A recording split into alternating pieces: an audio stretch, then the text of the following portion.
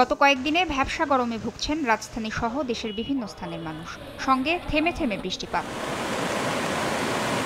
সারা দেশে মৌসুমী বায়ু সক্রিয় থাকায় সাগরে তৈরি হয়েছে লঘুচাপ। ২৪ জুলাইয়ের মধ্যে দেশের বিভিন্ন স্থানে ভারী বৃষ্টিপাতের সম্ভাবনার এবং সাগর উত্তাল থাকার কথা জানিয়েছে আবহাওয়া অধিদপ্তর। আবার নতুন করে এই মৌসুমে সক্রিয় হচ্ছে, হয়তো আমরা আশা করি আগামীকাল পরশুর ভিতরে এই মৌসুমে এটা সক্রিয় হবে।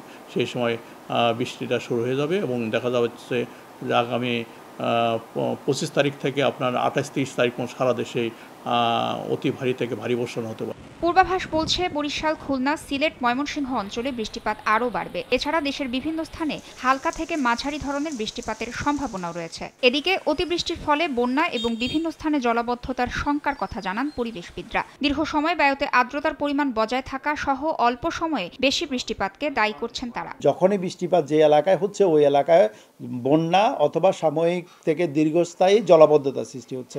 আগে বৃহৎ একটি অঞ্চলব্যাপী মেঘ তৈরি হতো এবং একটি বৃহৎ অঞ্চলব্যাপী বৃষ্টিপাতটা হতো। এই যে নতুন যে পরিবর্তন, এই পরিবর্তনের সরাসরি কুফলগুলো কিন্তু আমরা দেখতে পাচ্ছি। আবহাওয়া অধিদপ্তরের জুলাই মাসের দীর্ঘমেয়াদী পূর্বাভাসে বলা হয়েছে মাসটিতে দেশের স্বাভাবিক বৃষ্টিপাতের সম্ভাবনা রয়েছে।